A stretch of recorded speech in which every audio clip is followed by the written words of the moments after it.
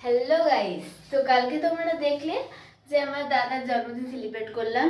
আজকে আমি এখন পুজো করছি, তো আমিও নিজে একটু রেডি হয়ে গেছি। তো প্রত্যেক দিনই পুজো করি, আজকে একটু স্পেশাল পুজো করলাম। তো চলো, আজকে তাড়াতাড়ি আমাদের রান্নাও হয়ে গেছে, কারণ দাদা যাবে একটু বর্ধমান।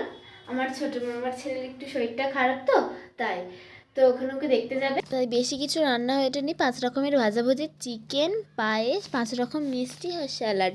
মায়েরও খুব শরীরটা খারাপ যেহেতু, তাই মা বেশি কিছু রান্না করেনি, আরও বাইরে যাবে, তাই অল্প কিছুই রান্না করা হয়েছিল।